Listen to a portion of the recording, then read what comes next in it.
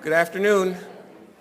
I'm Jeff Blumberg, and I'm the director of the Antioxidants Research Lab here at the HNRC, and it's a real pleasure for me this afternoon to introduce our speaker today, Joe Carlin. Be prepared for something entirely different today. Based in Boston, Joe was the regional nutritionist at the Administration on Aging and responsible for federal regions covering 16 states. He retired from this position just last month, but so characteristic of the work that I have seen him carry out for the last 30 years or so, he remains committed and passionate and compassionate about socioeconomic, political, and moral obligations to promote health and wellness in older Americans. I think today you're going to hear a little bit about the about the history of nutrition and aging. Joe received his undergraduate experience at the Academy of Food Marketing at St. Joseph's University in Philadelphia, and he received master's degrees in human nutrition from UMass Amherst and in critical and creative thinking from UMass Boston. Prior to his position at the Administration on Aging, Joe was the Associate Director of the New England Gerontology Center at the University of New Hampshire. Joe's really quite the historian of food and nutrition. He undertook an intensive research project recently tracing the history of an original American beverage invention, cocktails. Since their first inception here in the 17th century with rum punch, mixing a spirit, sugar, and spices into cocktails have now become an international drink.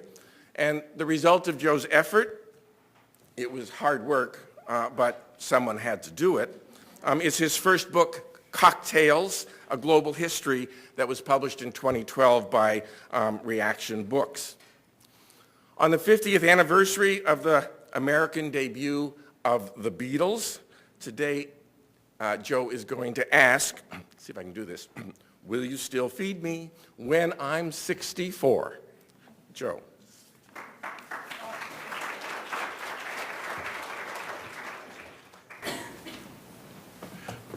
I got to find my right position here. Can you hear me in the back? Very good. I've been told not to move. I got to get the right sequence here. This is a new talk for me. And when I received the invitation last month, I said in a panic, oh, what can I talk about at HNRC Tufts? I said, I'm not the person to come here and talk about microbiology or the vitamins. I said, I'm going to combine my two interests in life, and that's nutrition and history. So the topic of this talk is, will you still feed me when I'm 64? Paul McCartney, you'll have to excuse me, I have this throat that's not performing well. I've been sick for the past week, but the more I talk, I think the more it will improve. And also, will you still feed me when I'm 64? There's a lot of angst in this title because it was written during the 1960s when there was a lot of discussion going on in the 60s about hunger and malnutrition. It was back then we had the George McGovern's Senate Select Committee on Nutrition and Human Needs. We had a documentary produced on hunger in America called Hunger USA. There was a lot of discussion about this topic. Here is a picture done by a French artist of this young man, It's the same picture, the same person. Will you still need me? Will you still feed me when I'm 64? It was in 1965 that President Johnson signed into law the Medicare legislation. This is 50 years ago. Actually, the 50th anniversary will be this summer on July 14th. I want to tell you about when I first became interested in the history of nutrition and aging. I was a graduate student at UMass, and one of my faculty advisors said to me, "Joe, I hear you're interested in the history of food." And he said, "I want you to go over and meet George Amilagis in the anthropology department." So I walked over there, and George invited me in, and we had a nice conversation about the history of food. And he said, "Joe, grab that bone up on the windowsill." So I brought this bone down, and he says, "Look at this." He says, "There's a lot of arthritis in this person's bone. We suspect it was a woman, and that she had no way of getting around, that she was being fed by the clan or tribe that she was part of," indicating that in the distant past, humans were taking care of the very old who had developed arthritis and caring for them and feeding them as long as they could keep up with the seasonal migrations. I like this picture here. It's called The 7 Ages of Men. You can go on the internet and Google it. There are probably 100 different images of the 7 ages of men, and those ages start off with the infant. Oh, Shakespeare wrote this. You have probably heard it dozens of times. It's in the play As You Like It. It starts off with all the world's a stage and all the men and women merely players. They have their exits and their entrances, and one man in his time plays many parts, his acts being 7 ages. The first one is the infant, and he links up nutrition or health-related issues with each of these ages. For the infant, it's mewing and puking on his nurse's arm. Then there's the schoolboy, the lover, the soldier. Then there's the justice, the very successful politician who has a fair round belly with a good capon lined. And on and through midlife and then on to the older person, the last scene of all that ends this strange eventual history is second childness and mere oblivion, sans teeth, sans eyes, sans taste. And Shakespeare was a good observer of older people. But one way that we observed older people until recent history was not necessarily their age, but also their infirmities. If you became infirm and you started limping, you had wounds, you had difficulty getting around, you took on the same image or burden in society as an older person.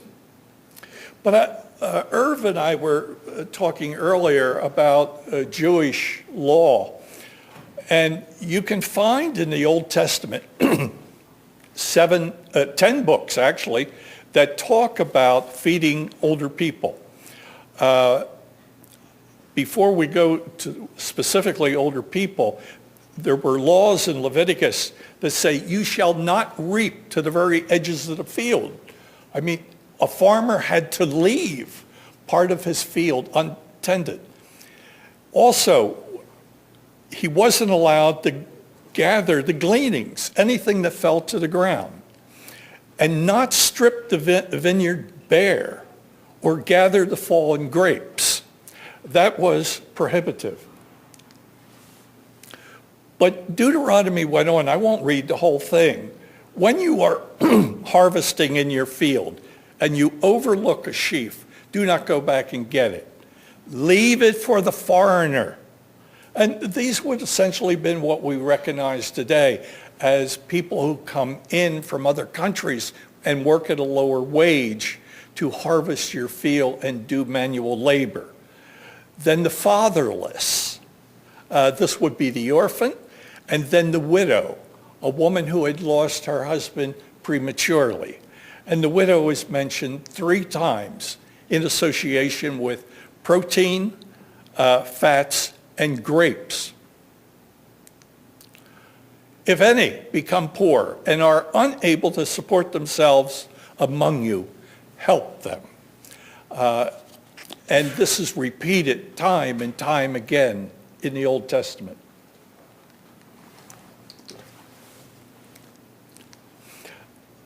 It's even depicted in pottery, in engravings throughout history, on buildings, on pottery. Here's the grape being harvested. But one of the most recurring scenes are older people gleaning the fields in order to pick up wheat, oats, barley, rye, maybe even sorghum and millet that were very popular in the history of Europe in the Middle East. These images occur time and time again.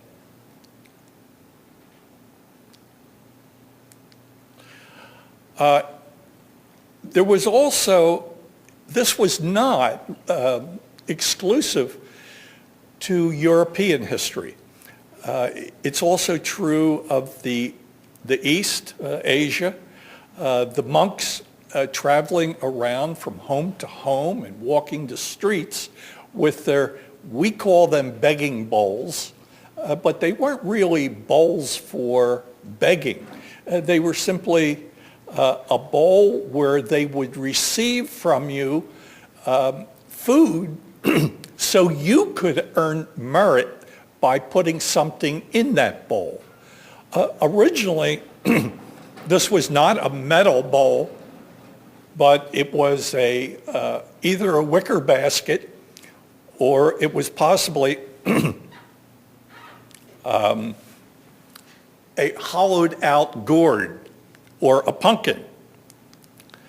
And here's an example in the top left of a woman taking food from a basket and giving it to a monk as the monk went by. And she's earning merit for her life in the next life. This tradition of using a wicker basket has come down to us through history and is one of the reasons why in most churches today they pass the basket. It goes back that far. I took this picture 2 years ago on the streets of Hanoi. I'm particularly fascinated with older people when I see them in other countries. And I tried to photograph as many older people as I could supporting themselves. Many older people in countries like Vietnam, Thailand, and Laos find a product, go out and sit on street curbs in order to market their food in order to support themselves. It was also a tradition in the royal courts that at the king's table, any food left over, and by the way of serving food at the royal court was to take a loaf of bread and then cut off the bottom. That bottom was called a trencher. And on that trencher would be placed the cuts of meat so it could soak up all the gravy. The top part of the bread would go to the king's table, and that was called the upper, fill in the sentence for me. The upper crust? Yes, that was the upper crust of society.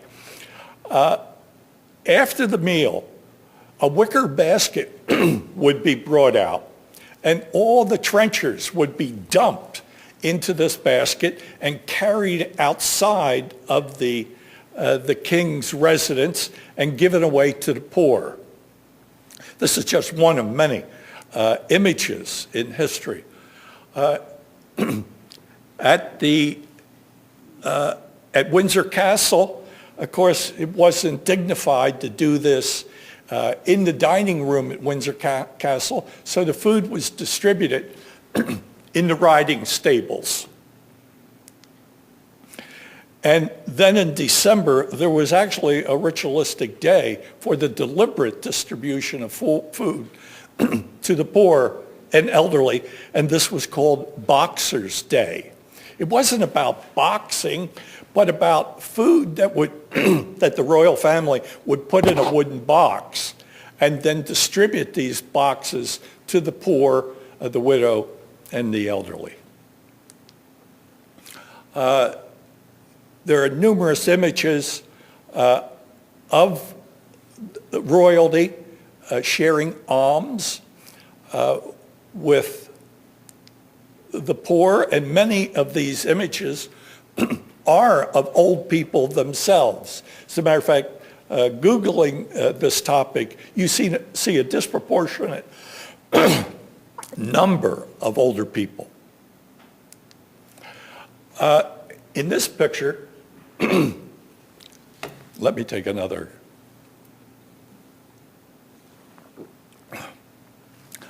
We see this image of one of the saints in the church distributing bread out of a wicker basket. These may actually be trenchers that are soaked with beef fat.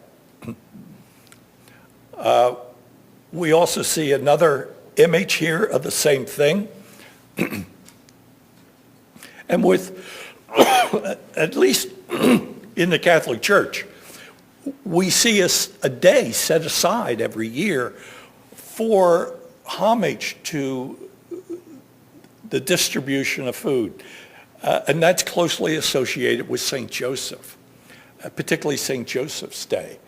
And throughout the country, we see churches setting up these altars filled with food, and that food will be distributed after the service. One of the reasons why I think that we have a lot of subconscious interest in feeding older people is because we learned this on our mother's knee through folk tales. Of course, the folk tales go back to a much older tradition of oral history, and the way you passed on the values was to tell stories. And one story is the little old lady who lived in a shoe, who was simply out of food. The same thing with old Mother Hubbard, and her cupboard was bare. And of course, the next famous character is Little Red Riding Hood, who carries, as you can see, a basket, the grandmother filled with food, maybe the original home-delivered meal program. These were messages to tell young children, take care of the elders in your life. And we still read them to our children. And of course, similar stories were also prevalent in Asian literature. I like one of the stories that might surprise you, being about food, is The House of Seven Gables by Nathaniel Hawthorne. Here on the left, we have Hepzibah. She's an older woman. She's living in the House of Seven Gables, and as long as she's living there and supporting herself, she can live there. That was one of the rights that widows were permitted.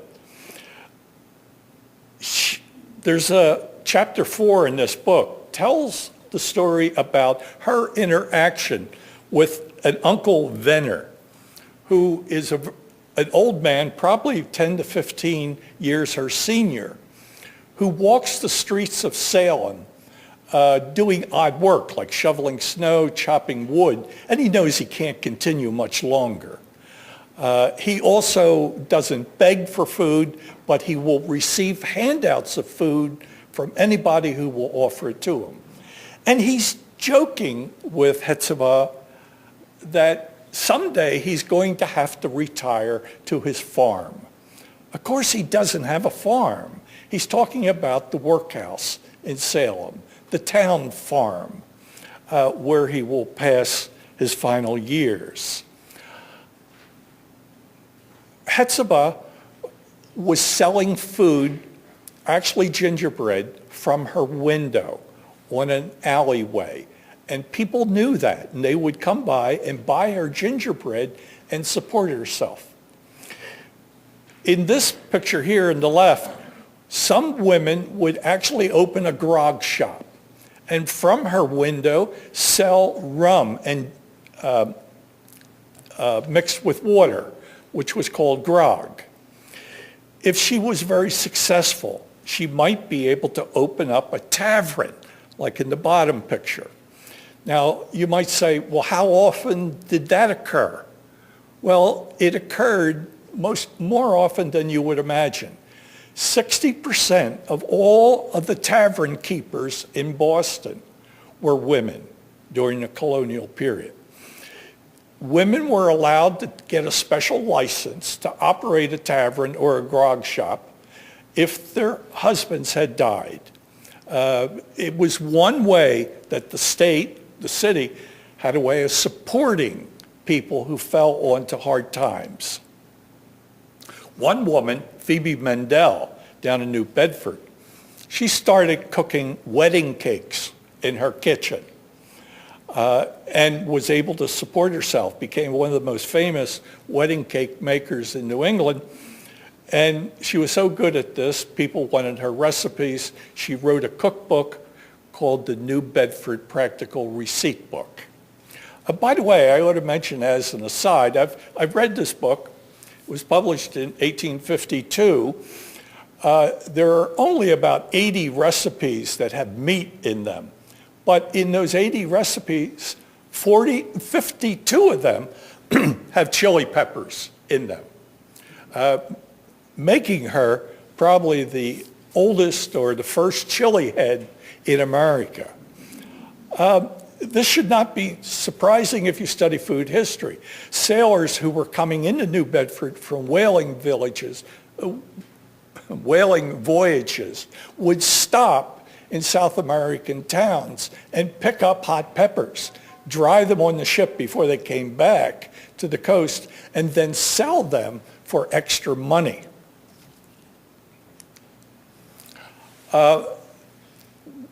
People dreaded going away to institutions that were going to constrict their freedom and independence.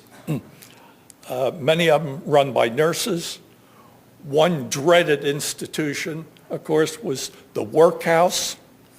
I worked at the federal government for 38 years, and every day I passed a building. It's now the Boston Center for Displaced Women. It's near the federal building.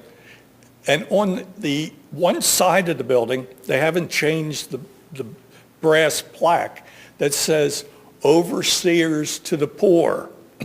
When you were poor in the past century, you were declared ineligible to take care of your own life. You needed an overseer. And the same attitude prevailed in both England, Ireland, and in America. The populations of some of these workhouses were enormous. This is the kitchen, probably making a lot of soup here or a weak stew for the people. This is what an institution looked like. Of course, They were all segregated. Most of them would only have women in them, and another institution, maybe another building, maybe 1,000 yards away, would house the men. This is one of the cases where all of the inmates were women. And of course, we remember Oliver in Dickens' story about young children and the problem with the workhouses and living in an orphanage. I was in Ireland a couple of years ago, and I took this picture. This is a wall built by the inmates of a workhouse, and they were sent out to make this enclosure. It made sense maybe to have them working to enclose sheep here, but they probably ran out of work for them and said, build it up to the top of the mountain. So this almost useless wall just climbs to the top of the mountain just to keep these inmates working. Of course, these people are on a restricted diet to begin with, and you wonder how much this work shortened their lifespan. In the 1930s, Roosevelt signed into law one of the three major parts of aging legislation, and in this case it was Social Security. We finally took hold of this problem of providing security for older people in their old age. In 1965, Johnson signed into law in July 30th, July 14th, the Medicare legislation. And then it was actually President Truman who became the first recipient of a Social Security card.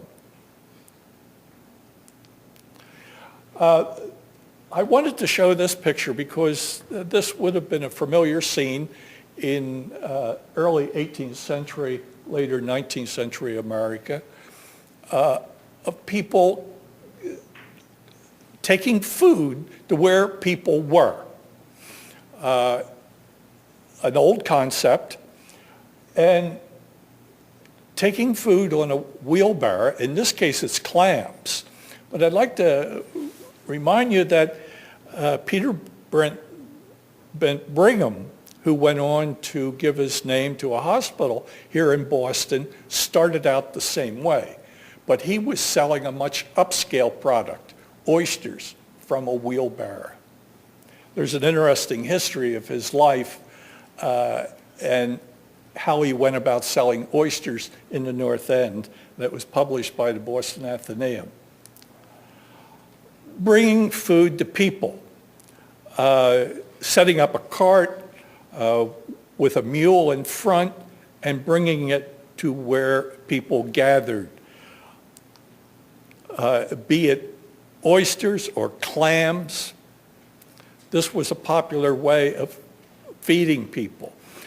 I'm showing these pictures only because they give inspiration to how we're going to solve the distribution problems for feeding older people beginning in the 1970s. We have the precedent of trucks going into the bean fields, and in the South, the watermelon fields with prepared food for distribution to the workers. Of course, we all know that when cowboys are on the cattle range, that they too have to be fed. So we have the tradition of the chuck wagon. In the 40s, this would be a little bit earlier than the 40s, during the Depression, people made a living by selling food out of the back of their truck, the people in need. And then a young businessman here on the North Shore of Boston who had a couple ice cream stands, pooled his money and opened really America's first franchise operation by putting restaurants on highways where people were traveling by. And if you've traveled in Asia, particularly this picture I took in Thailand, taking food to where people work. I never tire of taking pictures of people. Now, he's wearing a mask, of course, here, because of these tuk-tuks that are spewing out a lot of carbon monoxide and fuel. Here's two people carrying food in Vietnam. I think this is Hanoi, to where people are working. And I took this one in Tokyo. I think they may even have a better system in Tokyo where they have these heated containers in the back of their motor scooters for delivering hot pizzas. And I had to throw this picture in. This is Kavanaugh's. It's the oldest pub in Dublin. And it's called the Gravediggers because it's located next to the town's graveyard. Now, I worked for the Administration on Aging for most of my career, and 2 years ago, we changed our name and focus and direction to the Administration for Community Living. And AOA became just one part of that agency. Though curiously, AOA represents about 85% of the budget. Now that I'm not a federal employee, I can say that's curious. The Administration on Aging and its programs, and it's written into our legislation that we will use the dietary reference intakes and we will use the dietary guidelines for Americans. And furthermore, we state that it has to be the current issue of the dietary guidelines. We have very strict standards for the meals. All of them must meet 1/3 of the DRIs. Prior to the DRIs, they had to meet 1/3 of the RDAs. Now, this caused a problem back in the 80s, actually the early 90s, because someone said, well, wait a minute. What if I serve a breakfast and follow it up with a lunch? Well, they had to serve 1/3 of the RDA and then 1/3 of the RDA at lunch. And they said, well, that's illogical. People don't eat like that. So they said, can't we combine the two and make it 2/3 of the RDA and serve maybe only 45% in the morning and a little bit more in the afternoon? No, can't do that. So we had to get the Older Americans Act changed in the 90s to permit 2 meals to be equal to 2/3 of the RDA. And if you serve 3 meals, it would add up to 100% of the DRIs. But it took an act of Congress in order to make a simple little nutritional change like that. This gives you a sign of just how difficult it can be sometimes working with Congress in order to get a clear idea across. I'll mention the 2 food-related changes that have been made in the past 2 rewritings of the Older Americans Act. One was recent with the passage of the continuing resolution.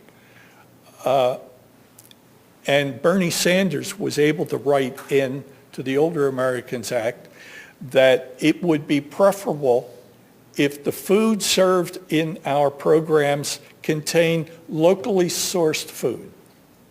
Well, I admire that. That's sort of tinkering around the edges of the real needs. Because 5 years earlier, another congressman was able to write in to the Older Americans Act that the food should be fresh, more fresh food, meaning, again, another euphemism for locally sourced food to be used in the program. Again, I took a couple pictures around Boston. This is from a movie called The Good Angels. That it appears that it came out around the 1930s. And it was a movie celebrating women's work feeding people. There's a long tradition in culture of women doing this kind of work. The War Camp Community Service Moving Canteen. This would have been the First World War. And then the Noontime Friend, again, food being probably distributed to the needy. Notice the basket again on the sidewalk. One of the women who had a major influence on feeding older people and feeding people in general was Florence Nightingale, who recruited Alexis Sawyer, who was the chef of the Reform Club in London. He had made a name for himself by inventing a cooker, a metal cooker. Some people argue that this is the first iron cook stove. There's some problems with that claim, but he had picked up a reputation in his work in Ireland feeding the poor. So Florence Nightingale recruited him for that work. A local boy from Woburn made a name for himself, and his name was Benjamin Thompson, but he went to Bavaria and he started feeding people in great numbers, and in the process invented what we would recognize as the iron stove. He later went on to invent thermal pane windows, the drip coffee pot, central heating, on and on. He never came back to America because he was a Tory and he was a spy for General Gates. But he did try to redeem himself in America. He endowed the chair at Harvard, the chemistry chair at Harvard. And when that didn't work, he endowed the American Academy of Arts and Sciences. When that didn't work, he contacted John Adams, our second president, and said, look, what you guys need is a trained army, and here's my plan. John Adams said, great plan, but we don't want you. And John Adams established West Point. He's one of the most brilliant men who ever lived. And that's not my assessment. That was Franklin Delano Roosevelt's when he was asked who was the smartest American who ever lived. And he expected the answer of Thomas Jefferson. But he said no, it was Benjamin Thompson. For his invention of the stove, he was made a count of the Holy Roman Empire, and you can recognize his picture on every package of Count Rumford baking powder. During the Second World War, there was the Blitz, and a lot of older people were trapped in their homes, and a group of women, the Women's Volunteer Service, went out to help them by feeding them. And they used these trucks to go through the city of London, providing home-delivered meals. When the Older Americans Act was amended in 1972 to provide both congregate and home-delivered meals, many people thought that the congregate part of the program was started because of the tradition of church suppers here in America. Well, not really. It started here.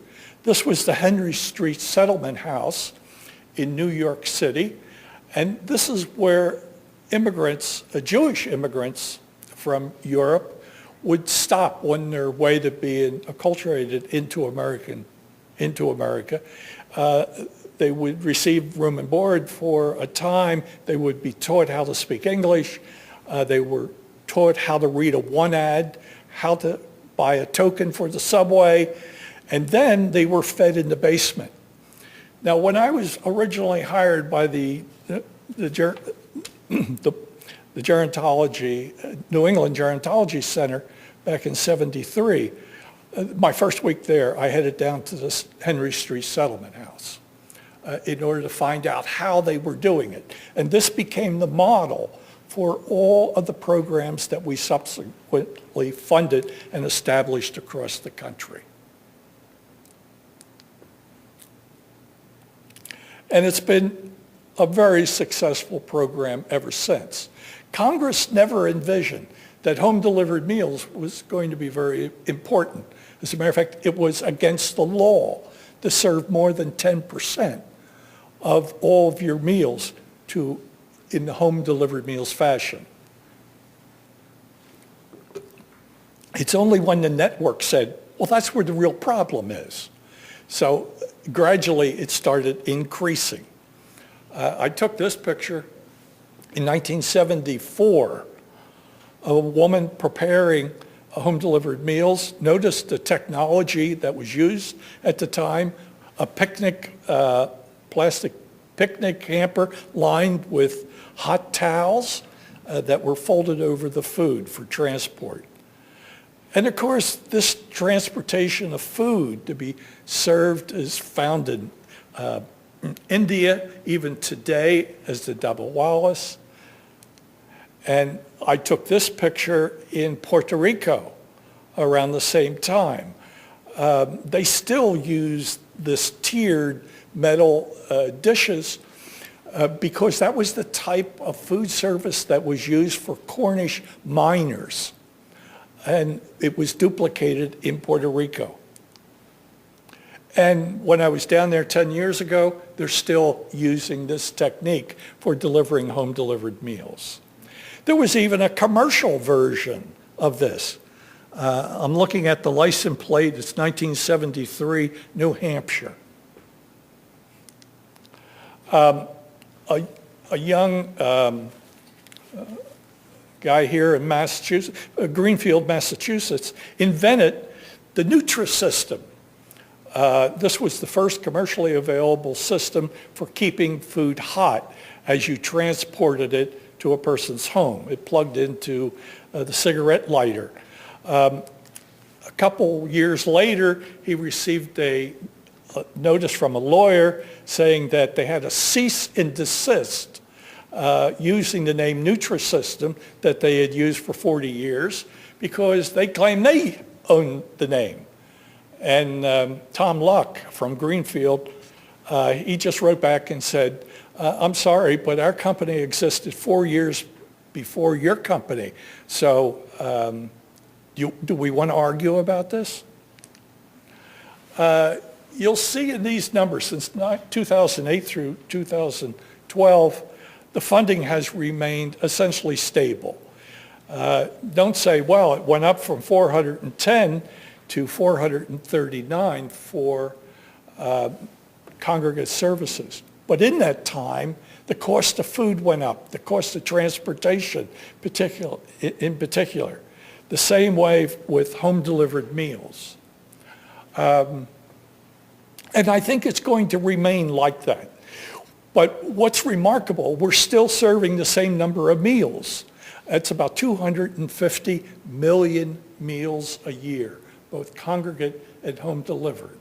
That's a tremendous accomplishment. But our programs have been feeling the pressure, and they have started these paper plate campaigns. During the Reagan administration, they would send in a whole plate, fold it over, staple it, put a stamp on it, and mail it to their congressman.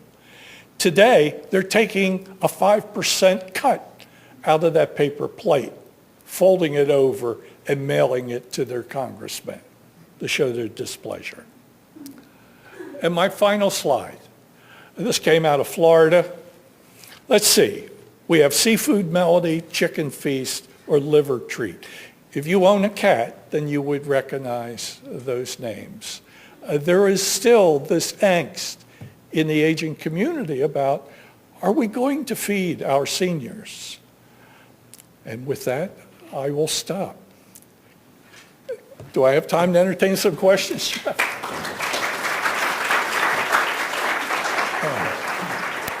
Any questions?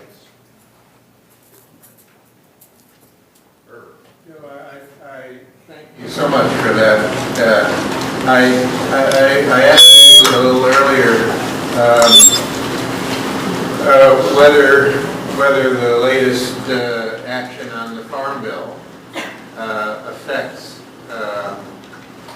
the next years of the Meals Right. on Wheels and so forth, and also has there been a significant trend over time between congregate meals and home delivered meals, in the sense that there certainly is in healthcare some effort to see how much of care can be done with people remaining at home, and Yes. does that affect the distribution? Absolutely, and I'll answer that question first. We are seeing a preference in going to more exclusively toward home-delivered meals, because a program wants to say, well, we got a couple congregate sites here, they're manageable, but let's put all of our resources in the home-delivered meals because that's where the problem is. And the bigger we can let it grow, there's economics in that. There's economics because many of the programs are going in a direction that I don't think is necessarily healthy. They're not hiring a professional food service management company that will produce hot food to be delivered hot or even chilled, but they're going toward frozen foods. And they're delivering 5 frozen meals on a Monday, or possibly even 10 frozen meals for the older person to put in their refrigerator or freezer. There's less contact with the older person as a result of that, less checking on their health and well-being. While there are no provisions in the Older Americans Act that prevents that, there's some of us who think it's a little unprofessional and a misinterpretation of this program. Now, as far as the Farm Bill, our legislation was really contained in the Health and Labor Continuing Resolution, and that's what we look toward. Though the Agriculture Farm Bill does contain a lot of programs that we benefit from, including the so-called the old food stamp program. When you used the word food stamp for so many years, it's hard to drop it from your vocabulary. The adult and child nutrition program and commodity foods. We don't get much commodity foods, but we do get some. The state that gets the most happens to be Massachusetts, because Massachusetts is one of those states that has 2 PhD nutritionists who graduated from this school, who just love having fun playing with these commodities and taking a resource and multiplying it. It's like loaves and fishes. And if you know how to do it, you can reap a lot of benefits. Any other questions? Yes. You talked a lot about feeding and food insufficiency. Can you comment on obesity, since we did have to do a lot of that work here? Obesity. You know, we have almost had no focus on obesity in our programs because we simply didn't know how to handle it. In recent years, we have come into a new philosophy of chronic disease self-management. And we have been attacking that issue on the periphery of looking at diabetes, cardiovascular disease, and trying to set up programs using funding from the CDC to focus in on these issues. I think in time, we're going to have to do it because older people have, many of them have serious obesity issues. But it's something most of our states have not addressed in their programs. Any other questions? Then while reminding the students that we'll have lunch upstairs on the 9th floor, Joe, thank you very much. Thank you.